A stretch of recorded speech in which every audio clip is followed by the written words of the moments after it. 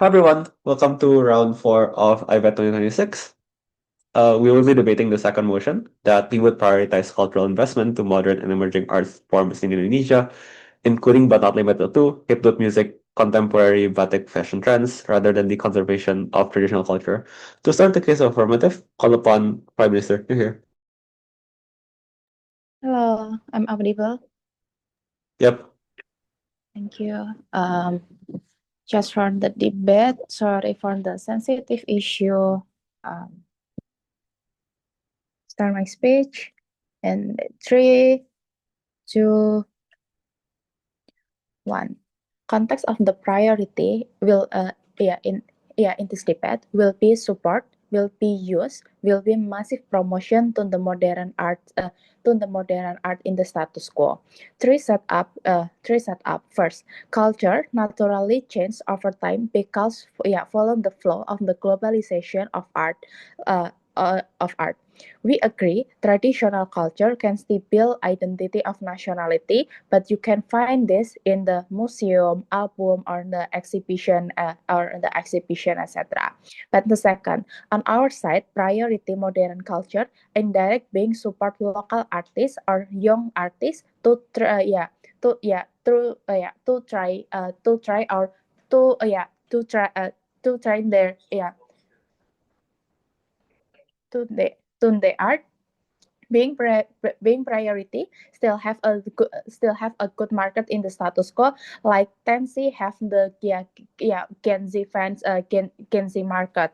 Hipdut like society can be accept because this art the very pretty, funny music, and etc. And modern art can be another identity as one of the mechanism to look you love the local product, local product on the being of part of the nationality. For example, you from the West Kalimantan, but you become no Java language, because you uh, still listening music from NDXAK, etc. From NDXAK. It is simple, but it's the principle indirect as a direct picturization. Uh, uh, if the culture picturization as the culture spread or not, is the culture spread. Or another example, like the trend of the tapulapale costume, the international used by the K-pop idol competition, used as the competition song. It is the proof to you if the if the modern art in the from Indonesia can be competitive at the end of the day. But a third, like modern art very accessible to buy to listening from the all society class from the all society class in the status quo. Comparison with the traditional, most likely very pricey, or the very pricey, because because the value can not accessible not accessible to all the society class. Sometimes just can be accessed to from the high class, or people have or to the people uh, uh have uh have privilege, for etc., who accept the modern art in this debate. I think all society without the limited gender, age, or ethnic group.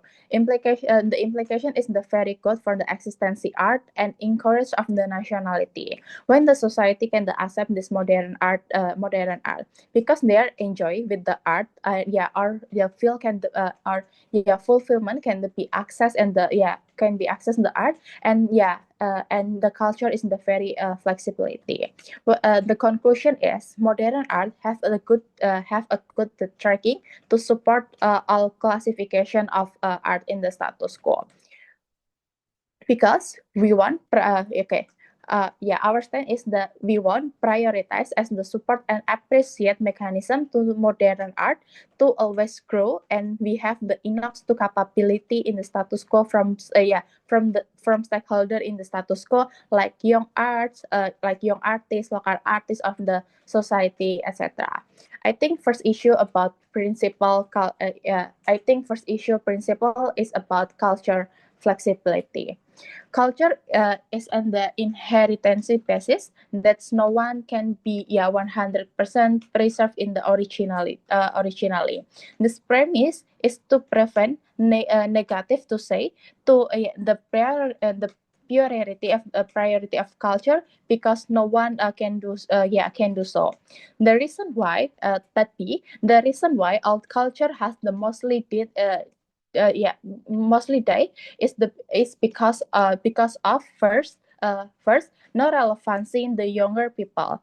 People don't have the pride on the batik or the gamelan anymore because you can definitely inherit the goods, but you cannot inherit the value of the relatability inside the goods. Hence the culture is only alive when it's the properly used by the people. If the people don't relate everything behind, it's nothing but a pattern on the design. But the second, people wear it when it was their pride of it.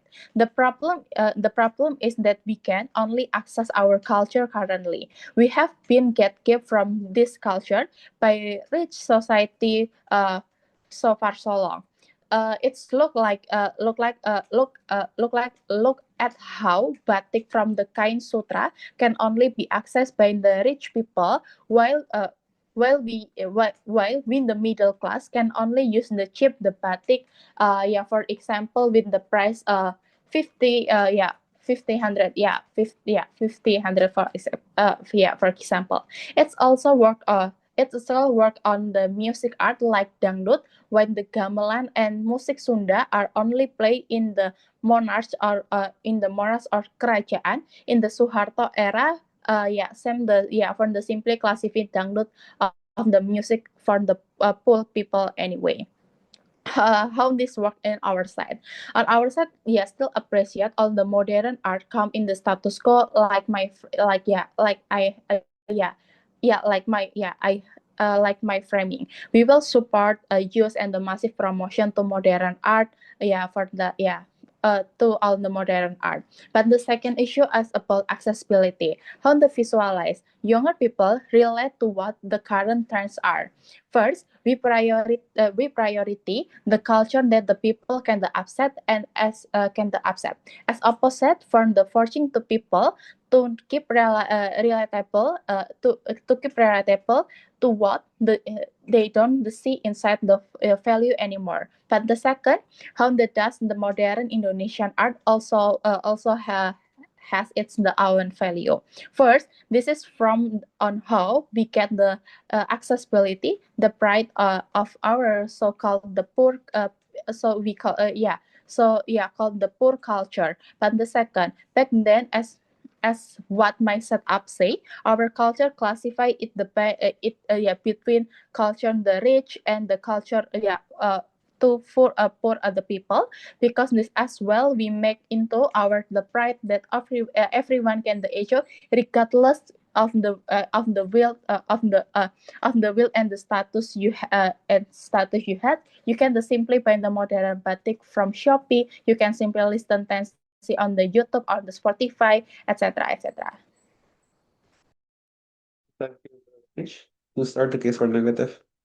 Oh,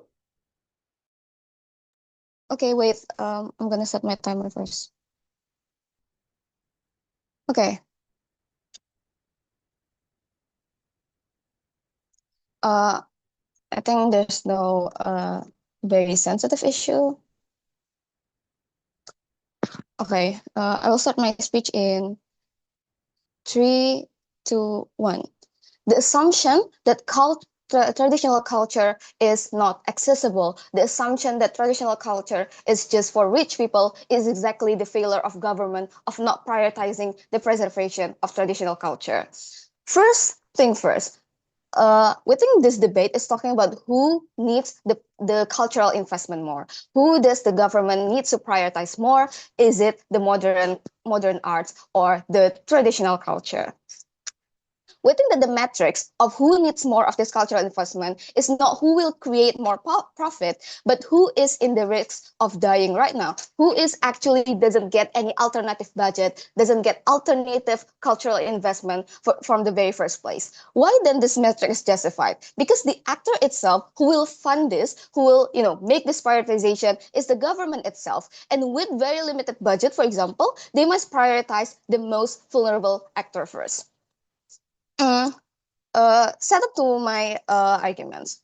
One, what is happening in the status quo right now? We think what is happening in the status quo right now is that a lot of traditional arts are dying. Why? One, they get less and less practitioners, for example. They get less successors. Exactly because the affirmative say that the young generation isn't interested in this. The young generation think this is not profitable, for example, that they are more likely to opt into another thing. But in the second, we think that the original itself is not preserved well. Look at the state of the museum, for example. Look at the state of like a lot of traditional dances, trainings, for example. A lot of them don't have the budget to maintain this, don't have the budget to, pay well the coaches, for example, the one who actually practice this. That's why the alternative that the affirmative say that the traditional culture is already being put more attention or is already being preserved, this is just simply untrue. But on the third, they have very, very limited budget, exactly because they are more focused on preserving traditional culture. They're not like modern arts that can be flexible, for example, that can cater to the market, for example, and gain money in a lot of ways. This is exactly the problem that is happening in status quo. Exactly the reason why it is not why it is not accessible in the very first place. Why not everyone can opt in? Because they don't know. They're not being aware of this. Government is not prioritizing this. Exactly because there's a lack of attention of this. All of this problem is happening in the status quo. But then how this prioritization will look like? We think that this will look like in budget for these practitioners for training dancers, for example. This will look like more maintenance money for preserve things in museum, for example. More, just budget to replace traditional stuff that's broken, for example. This looks like they have like a basic budget to continue doing this, to sustain the traditional culture from the very first place. But in B, why they can get this budget through another way? We think that because traditional culture, the nature of it relies on values and purity, and to get money in this world you need to cater to the market. And the reason why traditional culture can risk this is exactly because traditional culture is something that is tied to your personality, that is tied to your identity, tied to your family, for example. That's why they can risk flexibility. But this doesn't mean it can be preserved, because it can be preserved by, giving money to the practitioners itself, giving them money to maintain the places, for example, like the cultural places, for example. This is the way that it can be preserved.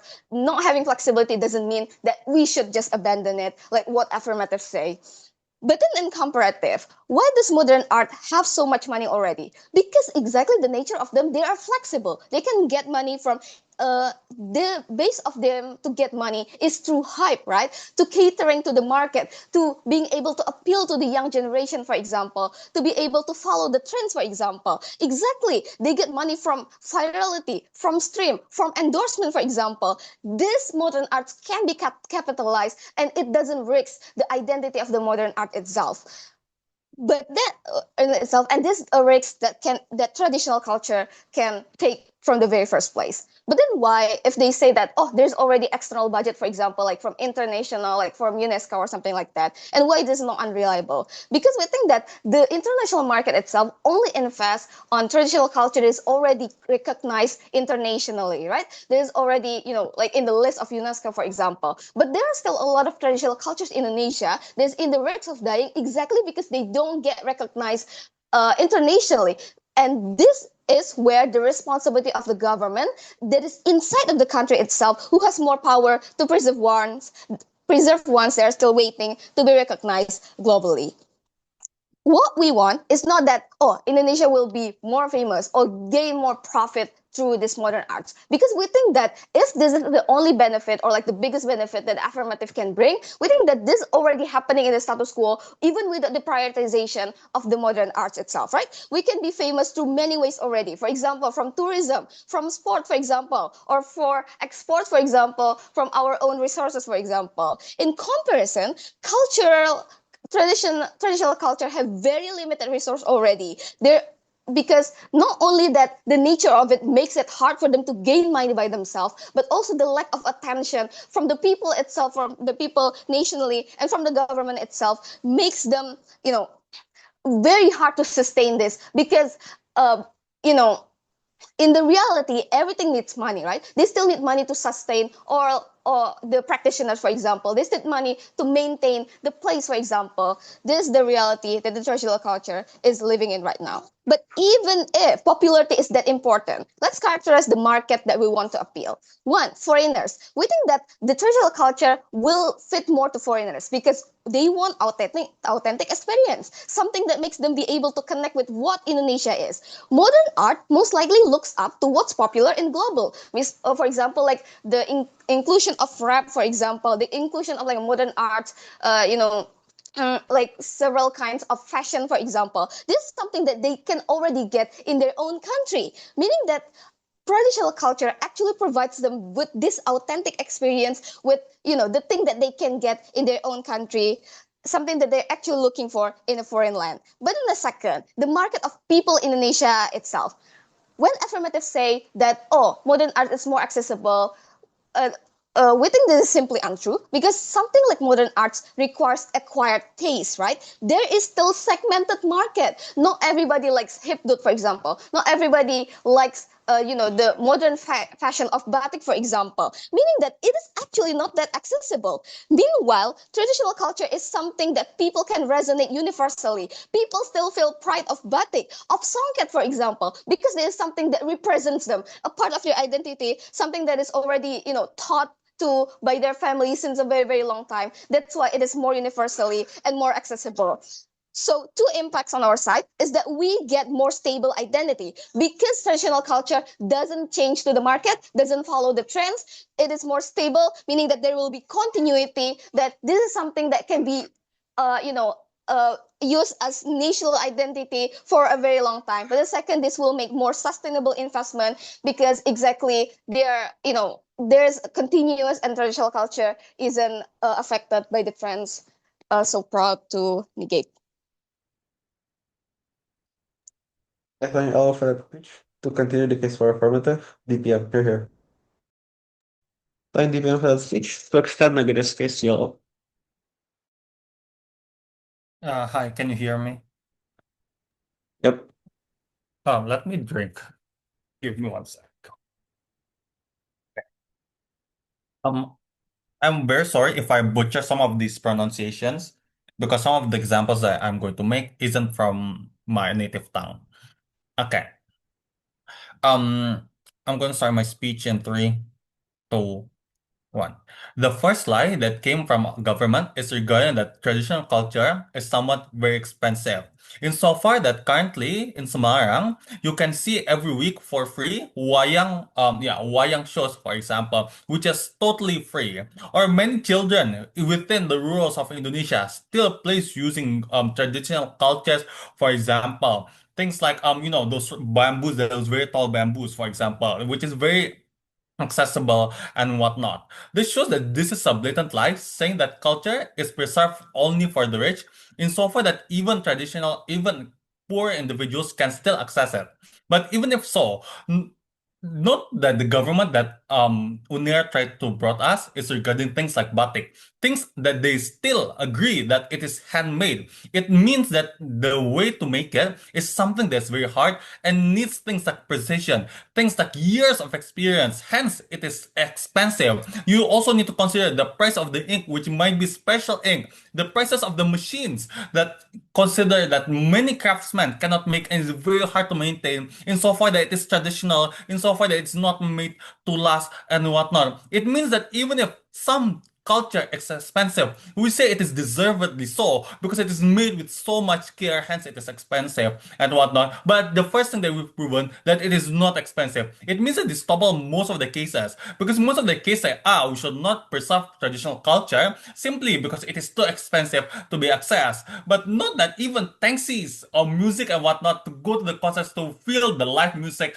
to feel the culture in and itself still needs money, for example, because it costs money to go to those concerts and whatnot. Still inexclusive. We are the ones who only engages on this. But here's the problem.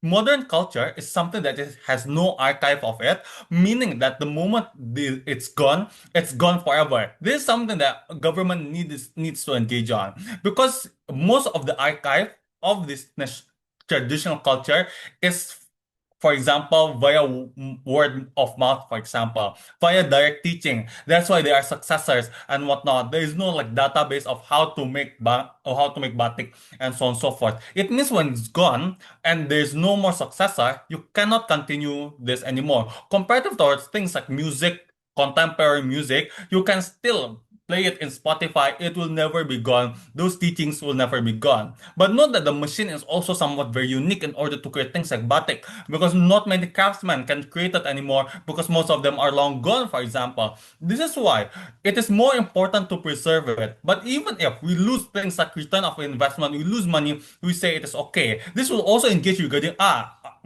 traditional art is no longer related towards Gen Z and whatnot. Number one, principally, we owe this modern art, these traditional arts, and so far they're the ones who decide who we are. The identity of Indonesia is based on these cultures, these traditional cultures. Di Susa, for example, the idea of gotong royong came from massive festivities, things like parties in Batak, or how toughness of Indonesian individuals are being portrayed from Presean, from Sasak, that shows that we can be tough in times of hardship, or even how familial importance is taught by things like festivities from Sumbayang Kuman in Kalimantan and whatnot. This shows the existence of Indonesian. The ones who make who we are is created by these traditional experiences, these traditional cultures and whatnot. Hence, principally, no matter if we lose money, we need to make sure that what makes us who we are still exists. But number two, we also owe the creator of these arts, these indigenous people. Insofar, most of them lost their lives preserving these arts against colonizers during colonialism times, for example, because if they create these arts, they will be seen as someone who is too nationalistic and whatnot, who do not follow against the oppressors and whatnot. Considering they're the ones who give us the freedom, they died to give us the freedom to preserve this art. We say this is principally important, even if we lose money to do so and whatnot. But I've proven that it still relates to us as Indonesian because things like familial importance, things like gotong royong and whatnot is still a part of Indonesia. Hence, we still need to protect this. But how do we solve the how do you solve this by investment? How do you make sure that this won't go away? Basically, like what Ete told us, this is a mix. This looks like we give them more money so they can survive. Because even government agrees that traditional artists cannot make money because it is not profitable. But they still need to they survive. This is why successor does not exist because they think it is no longer profitable. They rather go to the big city and find job opportunities there rather than helping their father and helping their tradition to go on. But they also need machines in order for them to be able to always operate and create these batiks and whatnot. But number two, this where popularity can still happen under opposition for two reasons. Number one, current modern market tourists want the traditional experience simply because they are sick of modern trends since it is already massive in their home country. Things like EDM that is massive in hipdut, for example, is something that they're bored of. But what they do care is something that's unique, like what white people usually say, the unique experience, the authentic experience and whatnot. And so for this something unique, we say it is something that can attract them and create more tourism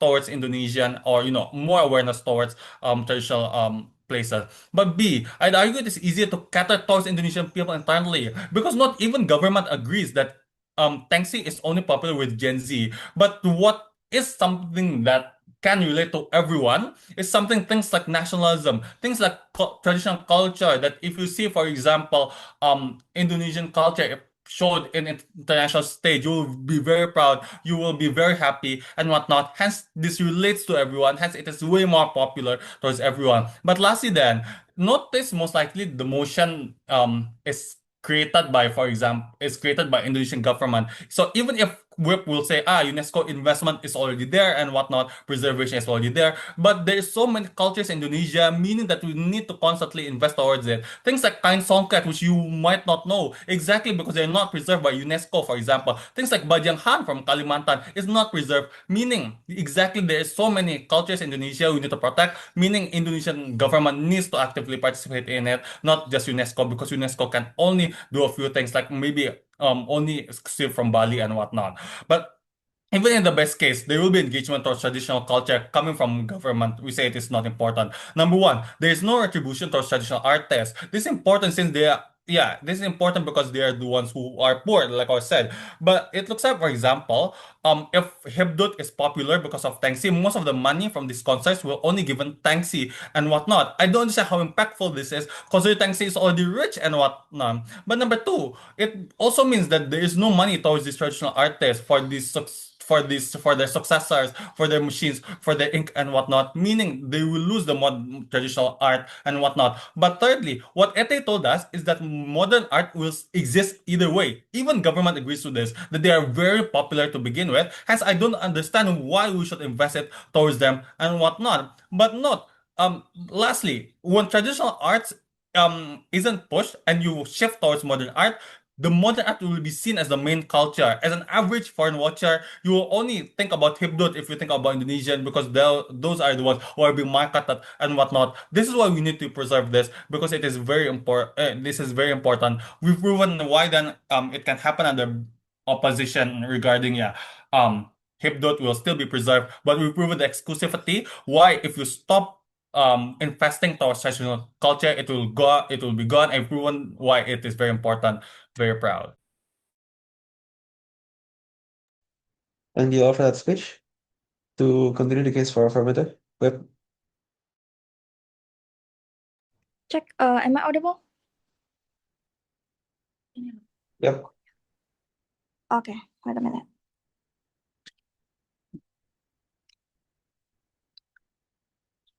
All right. If there's any sensitive issues on my speech, I apologize beforehand. This is only for debates. If the ancestors relates to this culture due to their struggles and the historical identity back then it's on the ancestors. If the young people do not relate to it, then it is not ours. It's that simple. I don't get why then on side negative, you have to force young people to preserve it while we don't relate to the value anymore anyways, right? So on two clashes here. Firstly, on the relatability of people. Secondly, on simple is basically on summarizing which one you should prioritize, right? So, move on to first clash then. I think their main. I think their cases is on the stability, on the value. Is that our responsibility is to preserve the value until the end, right? Three reasons why then the alternative provided by side affirmative, which is on museum or even events, is enough. On three responses. One, I question the preservation of value coming from a side negative, because the framing coming from Anzea and also Karin has already told you that there will be no 100% similarity in preserving the value anyways, right? Therefore this is symmetrical on both sides of the house. Negative can simply argue on the stability on value, because the method on preservation on their side of the house is also on monetizations, which you also prioritize, which you also focus on the market. How then it will be observed by people anyways, right? There are also alterations on their side of the house. Secondly, if people do not relate to the value anymore, that means there is no more the value is no more alive. The value is already dead on that on the previous generations. So the thing that is left behind in our generations is only the design or the goods. So I think the museum. I think museum is far more enough because you provide the explanations on what is this design and the pictures of it. I think it is more than enough, anyways, right? Thirdly, I think this comes from the first speaker of negative, that they told you that this event will attract people and so on and so forth. That means it does not need any more prioritization. The alternative in the status quo is enough to preserve the traditional culture. It's not like people will relate to it on their side of the house anyways, and yeah, they will not really appreciate the philosophy also at the end. So yeah, I think the status quo is enough. The our alternative is enough anyways, right? The conclusion is that you do not need to put the massive budget because the existing alternative in the status quo is enough anyways. You cannot even preserve the culture. You cannot even preserve the value behind what the ancestor wants anyways, right? Comparative on the modern culture, I think it's on two things. Firstly, on the emotional relatability. Secondly, is on relevancy. Firstly, on emotional relatability, I think on Kukuh's case on appreciation to ancestor is wrong. We don't think that mourning into the deaths, mourning into the veterans is our job, because our job right now is mourning to WNE because we are depressed, because because we are under the ambiguous regime. Therefore we turns into someone who keep looking for something that makes us happy. We turns into a jamet, for example. We turn into jamet, for example. This is our value now. That's why hipdut is so relevant, because it heals us, anyways, right? Secondly is on convenience. I think Zeh has perfectly picturized to you. People listen to modern music because it heals them, because it's more digestible to them. People wear shirt, wear t-shirt because it's more convenient, as opposed to wearing a kebaya any days, right? Secondly is on relevancy. I think as opposed to traditional culture, if people feels like they are still relate to the culture, you do not need to tell them to preserve the culture. People will intentionally preserve that anyways. Like how then suku Dayak Dalam still exists, is because people feels relevant from the bottom of their heart. You don't need to force them, right? If you do actually force them, I think exactly, they do not have their own identity that's super relatable to them. They only perceive it as an annual event, as a mandatory event. Like exactly how many people feels like wearing batik because they relate to the art. No, people wear batik because it's Friday. uh, and panels on last on last conclusion on the first clash do not really do not get swayed on their cases that tell you that our cases focuses on expenses and so on and so forth. This is a small responses. The process analysis is that we do not relate to this culture for far too long, because it is made expensive, that was only accessible for the rich. Therefore people in general barely use it, that we cannot really relate to the value anymore. I don't see the process analysis on negative side. Why then just because it turns into something cheap today, we suddenly have to relate to all of its philosophy now. The impact to the people on affirmative is that, one, relatability. We provide the access. Because it is more accessible for people in general, for regardless of their status right now. We prioritize what is more digestible, what makes them feel more happy right now, right? On last clashes then, on summary, on negative side, panels do not be full. They do not say what kind of traditional culture they want to prioritize. We can simply assume that on their side, they also prioritize something that is famous enough, such as a tari kecak from Bali, such as kebaya, for example. This is what happens in real life. On our side of the house, because we aim on market relatability, we also shift into something niche that is never explored like negative side before. Look at how Tabola Bale, which is a song from Indonesia, Indonesia Timor. This is never done when you prioritize in preserving the traditional culture, because if you preserve traditional on negative side, they also prioritize something that is famous enough for the white people. Anyways, tabol the the culture coming from West Indonesia can be exposed only when they find something that is niche, something that is relatable, something that is catching to the modern people to the modern people currently on therefore F. Thanks, Whip, for that speech. To extend the case for negative, Whip, Hello, am I audible? you're audible. Might help if you speak slightly louder, if that makes sense. Test, is this clear? This is amazing. Thank you. Wonderful. All right. Ahem. Uh, okay. I'll just gonna need my timer real quick. Okay. If I'm cutting off, because unfortunately it's raining and it's like the internet is just really bad. So if I'm cutting off or to the point of inaudible, please do just cut me off in the middle of my speech. All right.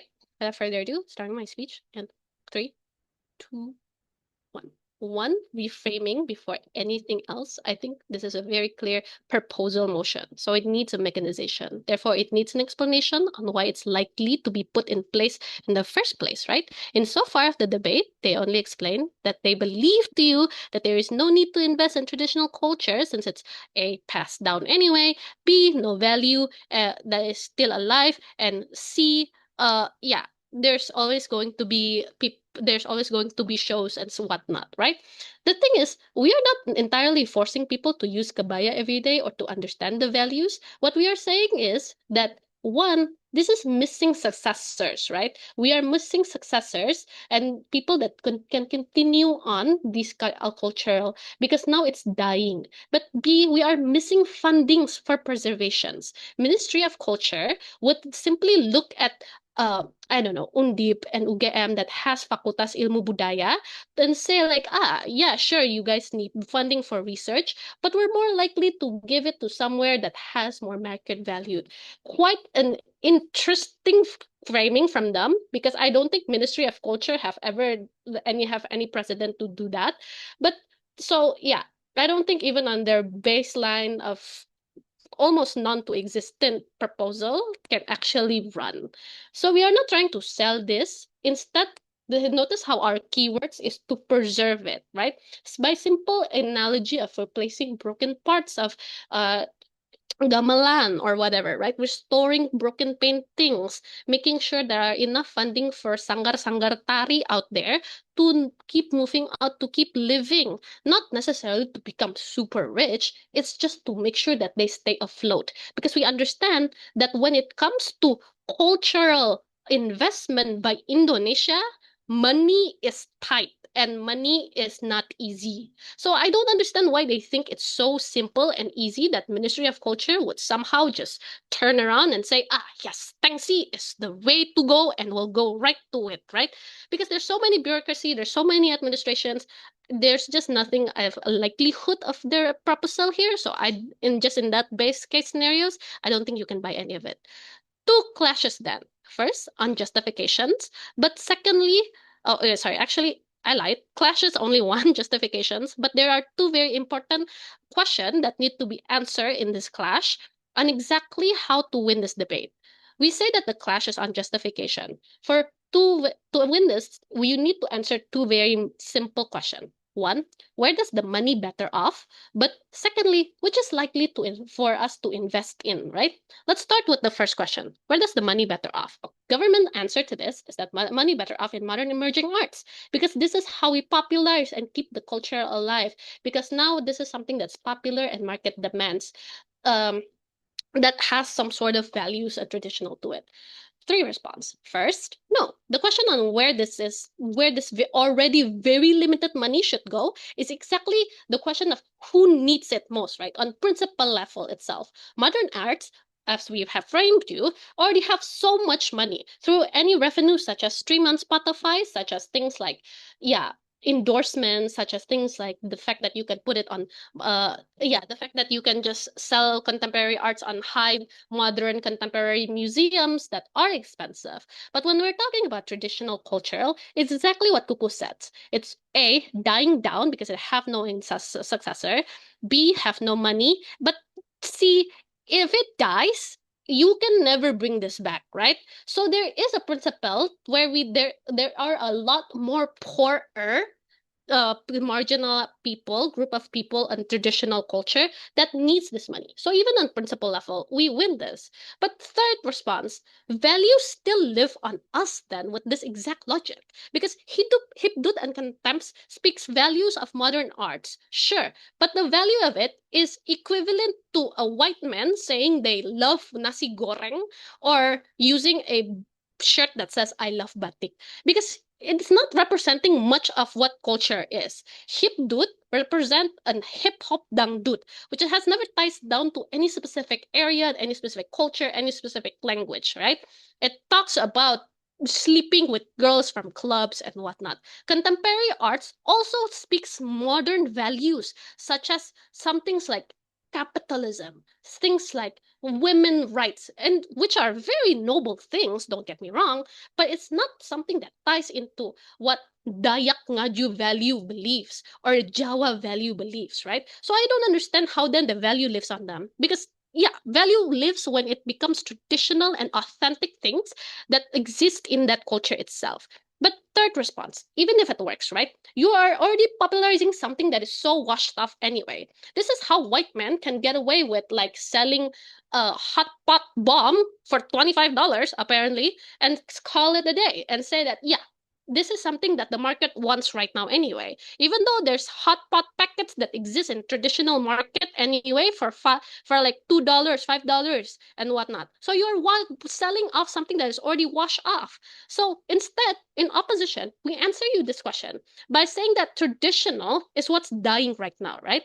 Cultural is there's so many culture and so many so many culture and so many language and whatnot that are alive in Indonesia. But when there are this many and there are this many people dying because there are just simply not enough money, then we need those. Money needs to go to broken parts of gamelan. Money needs to go to broken parts of the museums that are dying right now. And when we say are dying, it means they are close to not being able to open and even operate for the next year here, right? So how do you weigh this? Very simple. We win because at least the delta is on our side. At least now investment on us makes actual impact because now preservation happens, right? On their side, money already exists. And secondly, how you weigh this is on principle. We tell you that the money is not existing in us. We tell you that there are artists that are dying on us, so we need those monies. But second question that needs to be answered, which is likely to invest for us, right? Government only response is that emerging modern arts is what's alive right now because the market is accessible with this, accessible due to dynamic of the world. Let's take their logic here, right? First response, emerging arts evolve so quickly. Yes, but guess what? Government process are bureaucratic, slow, and risk averse, right?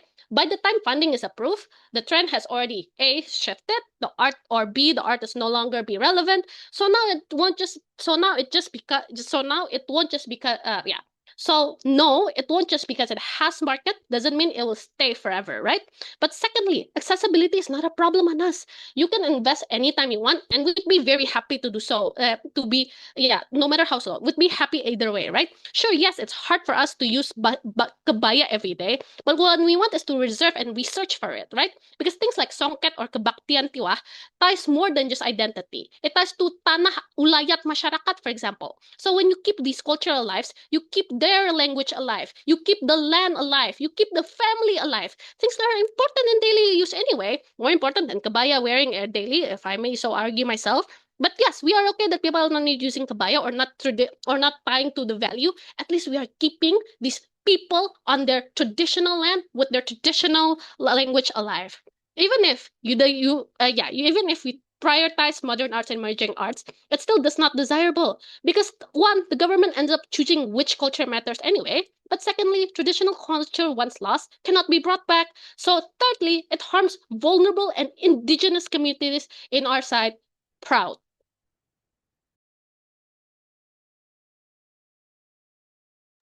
Thank you for that speech. To close the case of negative reply. Check, hear me? I can hear you, but slightly vague. Wait, how about now? This works. Can you try saying a full sentence? Wait. I'll just read the motion. That we would prioritize cultural investment to modern and emerging art forms. Yep. How's that? Okay. Perfect. Hmm. Okay. I'm beginning my speech in 3, 2, 1. There are two major clashes within debate. Firstly, on the idea of preservation, who can preserve each of their respective arts within the debate. Opposition argues that it is principally important that we need to protect this insofar that it is important for our ancestors, how we owe them so much, how we owe these cultures and whatnot. But more than that, Kayla also proved that these cultures is currently dying, which even government agrees to this, that this traditional culture is already dying in status quo. But how then government tries to respond to this? Number one, they try to say that this is no longer related towards the Indonesian individual, but note that this explanation only caters towards Gen Z, but not towards whole Indonesian, which I've pointed to at the very beginning. But number two, we've also proven how the identity of Indonesian that they are so championing is created and is still relevant with traditional culture. How things like gotong royong, which is very still thick in Indonesian culture, is somewhat portrayed by these cultures and whatnot, and is still very close to them, or even how we say that most rural individuals still play with these cultures are still very important towards them. Hence, you need to judge this by all of Indonesian, not just saying that it is not culturally significant just because we come from the city. But number two, they also try to say that the price is very expensive. Number one, I've proven that this is blatantly a lie, that traditional culture isn't expensive. There are things that are very accessible, things that are even free in status quo. But two, I am still the only one who are going to be charitable and say that it's totally okay even if it is not expensive. That because it takes so much time, it takes so much effort, it takes so much experience. Not that in order for government to win this, they need to agree that sometimes these arts are not that expensive, and why then it is still okay to not preserve them. But that never came. But lastly then, um why then the preservation can happen is something that government have never been able to prove. Not that we've proven that culture and preempted that the culture in Indonesia is that many, hence external funding even from UNESCO isn't enough. Things like niche cultures won't be preserved in status quo. This is why you need massive funding in order to give them things like machines, things like livelihood and whatnot. Basically, like what Kyla told you. But how then you do weigh this towards government? You need to weigh this as somewhat dismissive because they say that yeah, you do not need to do this at all because it's not related, especially in Austral's format. There needs to be a significant explanation on why then this can also happen to their side of the house. But even till it never happened. But the second clash regarding where the money is better placed, on which can give better return and whatnot. Firstly, I want to know that government is very confusing insofar that there is no end goal if you look at your notes. I do not know what do they want to do with the money and whatnot. But let's be very sensible and say that assume that they want return of investments, they want more marketability and whatnot. Note that at least under opposition, we prove that number one, that there is the return of investment because there is the incentive to buy these things and whatnot. But number two, we've proven that the urgency that regarding dying artists and whatnot. Government have proven why then things like Tengsi needed to be protected and whatnot. But lastly, but thirdly, we've proven why arts will actually die. If we do not protect this, why traditional cultures will die exactly because there's no archive of it. It is spread by word of mouth. And lastly, we've proven that enforcement towards modern art exists under both sides of the house. The way you weigh this is very simple. At least the clash coming from government is significantly responded by opposition by saying that it can happen in both sides of the house. But also we've proven how that it is still more important to protect traditional art. This is why in terms of response towards each respective cases, opposition still wins and they never been proud there.